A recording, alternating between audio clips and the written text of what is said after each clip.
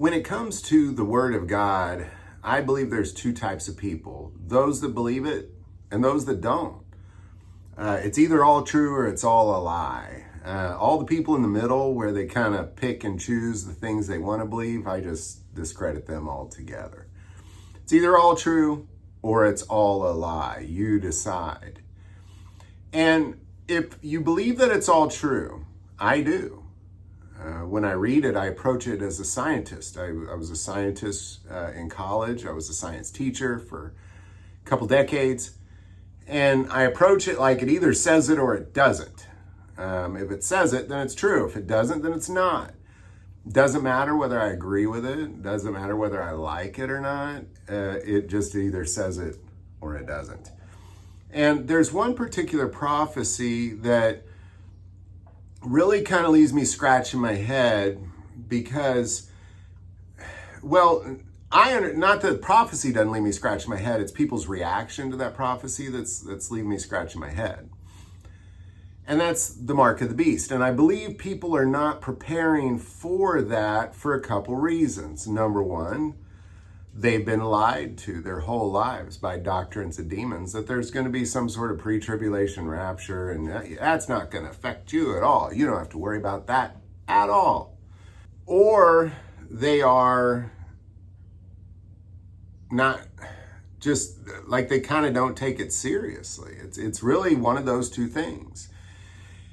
We have to begin to prepare. You can't just one day enter a moment in time where you have to receive a mark.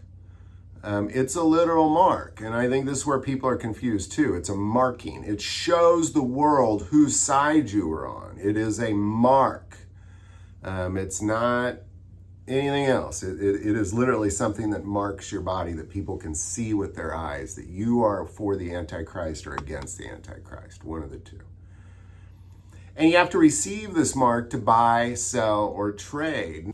So I want to take a moment and put you in a scenario where you either sell your soul for eternity in hell, and you can buy, sell, or trade, or you just simply can't buy, sell, or trade. And imagine you being a head of a family of children or a large group of people, and you can't buy, sell, or trade. Now just think about that for a little bit, because I don't live on a farm. I live in the suburbs. My food comes from the grocery store. My food comes from restaurants, that sort of thing. So I would be in a world of hurt.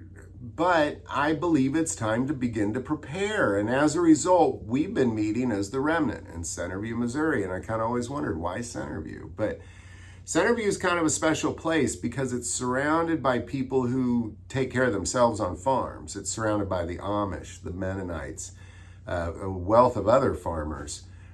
And many people sell and trade already. So they already kind of have a system in place that's really set up for success. You plug the Christian influence into it, I believe that's what the world is going to need, is centers for Christian influence. And I believe that's why it's Centerview. It's a center for Christian influence. So when the mark of the beast comes, we won't really be in a world of hurt. Sure, I won't be able to go to my favorite restaurants. Sure, I won't be able to go get my favorite groceries at my favorite grocery store. But I will definitely have a wealth of farmers to buy, sell, and trade with. And we will definitely have a large group of people who are also tending to the least of these in those areas too. Because if you think about it, if the world is forced to take the mark of the beast, then we're in a world of hurt already at that point. We're going through tribulation at that point. So there's going to be, Jesus instructs us to take care of the widows and the orphans. There's going to be a lot of widows and orphans. He instructs us to take care of the sick. There's going to be a lot of sick and injured. He tells us to take care of the prisoners. There's going to be a lot of prisoners imprisoned for their faith. Like you have to understand that the world is going to need centers for Christian influence. And the sooner you can begin to build one of those, the better. Come join us if you want.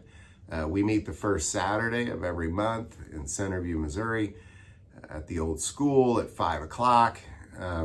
but build your own, and here's where a lot of people will mess up is they'll say, oh, I'm a prepper. I'm going to hunker down in a cave and, or I got a place out in the wilderness. I'm just going to live there by myself. I got enough food to survive for a year or two. Like, you probably will survive if that's what you're after. You probably will survive, but you might as well just take the mark of the beast, because you're not being the hands and feet of Jesus Christ at that point. Because again, there's going to be a lot of widows, a lot of orphans, a lot of prisoners, and a lot of sick. So if you're just taking care of yourself, I really kind of don't believe the Spirit dwells within. So you might as well just take the mark of the beast and live fruitfully in this life, and just enjoy until this life is over, and then you face the consequences then. Because if the Spirit dwells within, you're going to be desiring to do these things. That's why a Center for Christian Influence is so incredibly important. And it's coming. It's coming. Whether you like it or not, it is coming. The mark of the beast is coming. It's not, again, the Word of God is either all true or it's all a lie. And if it's all true, you need to establish a Center for Christian Influence in this world that is made up of farmers, caregivers, people who, take care of prisoners, elderly, take care of each other, build food pantries, feed the hungry, clothe the naked, take care of the widows, orphans. This is what you need desperately. And God is going to bless the heck out of that. He's going to protect it. He's going to nourish it. And he's going to provide for the remnant through things like that. So the sooner you can get behind something like this and get involved in something like this, the better for you and the better for that world around you. It's coming, whether you like it or not, it's coming. So there you go. Any thoughts or insight, definitely put that below. Do want to take a moment and say most people watch this channel, they're not subscribers. Click that subscribe button. It greatly increases the algorithm and our ability to get these messages out. That link is also below. But the most important part of this channel is we take prayer requests. So please don't ever hesitate to send that in. Thank you for watching this episode of God, Family, and Guns. And as always, love God, love your family, love guns.